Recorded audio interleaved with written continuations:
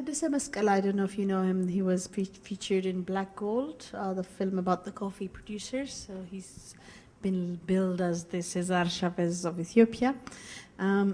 We happened to be at a conference in Atlanta in April, and he told a story that I like very much that I want to share with you, because it's the story from the farmer's perspective. So it's not ECX telling you this is a great thing and believe it, but really what actually someone from the farmer's side actually is telling us is happening on the ground. In the last few years, many years, when the auction was alive, and this goes to your question why replace it, the auction used to put out a single price on the radio every day of what the auction price was. So this was the coffee Addis Ababa price that used to go out on the radio. Now in the current system that we have, we basically took the original 5 grades per origin. So there was Jimma grade 1, 2, 3, 4, 5, Limu, Lakamt, and so on. And we, in response to what the traders and farmers told us, we decided to make it much more differentiated. So now we have 10 grades from 1 to 9, and then the last one is UG, undergrade. And then basically our price dissemination system, created by Ahadu, as you said, goes out now to around the country according to all of these grades of coffee. So instead of a single Addis Ababa auction price, now somebody in Limu or Jimma gets, 10 different prices for Jimma unwashed and 10 different prices for Jimma washed. And not just 10, but there's Jimma A, B, and C, because we differentiate between baskets of origins. So instead of what the old system had, which was fairly lumped price dissemination system, we have now for export coffees 256 different contracts, different types of grades, origin combinations. So that's very differentiated, and the pricing system, the price dissemination, the market data system goes out disseminating all of those prices. And in Atlanta, to the US buyers actually, is that when ECX started, the farmers, and he has about 200,000 farmers in their union, they got together and they said, well, we used to get a price in the auction last few years, that now corresponds to ECX price for grade 7 from the Oromia area that they represent. And they said, what's grade 7? Because we got a price, and this was the only price we knew that our coffee was achieving. And now it turns out that ECX's grading system calls that grade 7. And when we look on the board, we see an 80 birr difference between grade 7 and grade 2. And we want grade 2. So they went to the union manager and they said, what does it take to get an ECX grade 2? And the union people said, oh, well, on the website and all the paperwork that the ECX gives us, we see that the difference between a grade 8 or 7 and a grade 2 is higher level of impurity when it's at the lower grade, higher moisture content, shriveled beans, whatever the requirements. So what Tadesse was telling the forum was that in response to the fact that now the prices are announced according to these very differentiated grades, our farmers have made a conscious decision to actually invest in the post-harvest labor, the time required to bring better coffee to the market. So that's better for the US consumers, the buyers. It's also better for the farmers because they're getting 80 more per sack. Now, for 30 years, the agricultural extension system in the Ministry of Agriculture has been trying to tell farmers the same thing.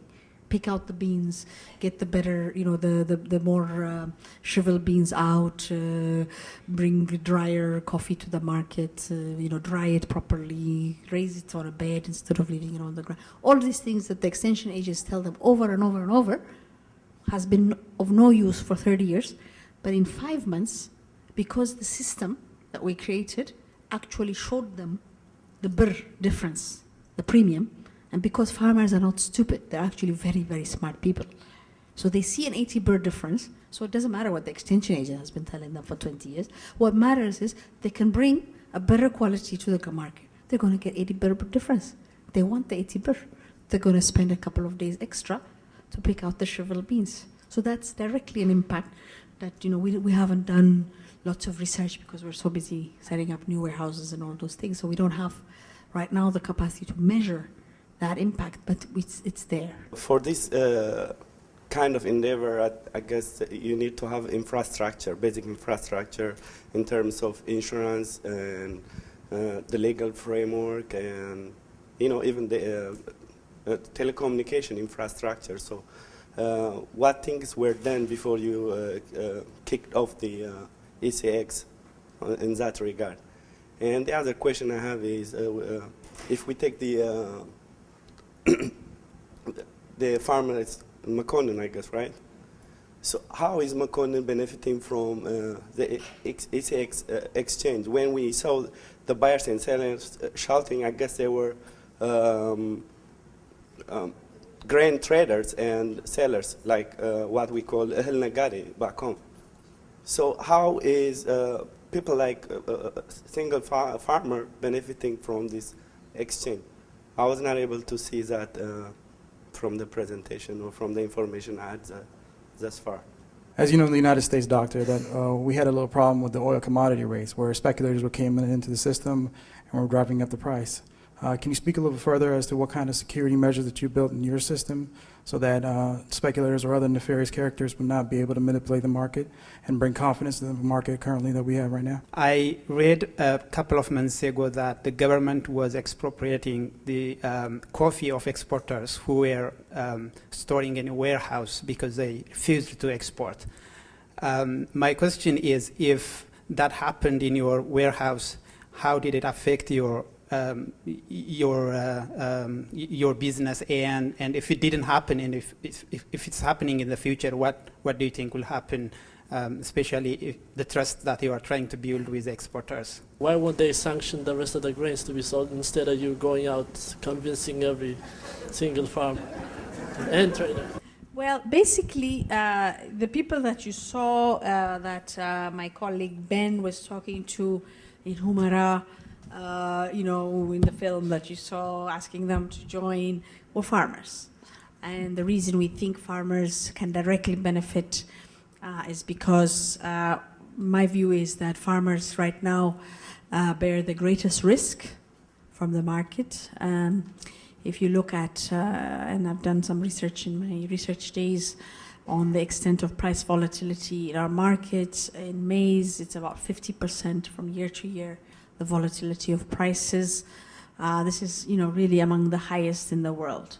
So to expect a farmer to invest in, you know, modern inputs, buying fertilizer, seeds, investing in better farm tools and all those things, and not at all sure in any given year what the price that they're going to get is, basically means that their prospects for transforming their own productivity and increasing their investments on the land is very, very dim. In fact, if you look at 2003, farmers, you know, 2002, 2003, farmers had a bumper crop. 2001, 2002, 2 years of consecutive bumper crops. Then the prices collapsed in 2002 by 80%, and even though the rains were good in some parts of the country, the fertilizer use in that year dropped by 27%, which basically was a response by farmers to the fact that prices were so low on the output markets that it wasn't worth it to invest in buying fertilizer. So even though they could get more yield per hectare, they said forget it, because we can't even repay our loans. So if we have a marketing system that can actually, and the futures market is a very important part of that, and we are introducing that now in the next few months, forward contracting, so that farmers can actually lock in prices. But even without that, if farmers can actually get paid for what the quality is that they've produced, if they can get paid on time, if they have a market that they can access at a national level rather than just the local one close by to where they are, then basically they have a more, you know, a much greater incentive to think in a commercial way and produce thinking of a market rather than for their own subsistence.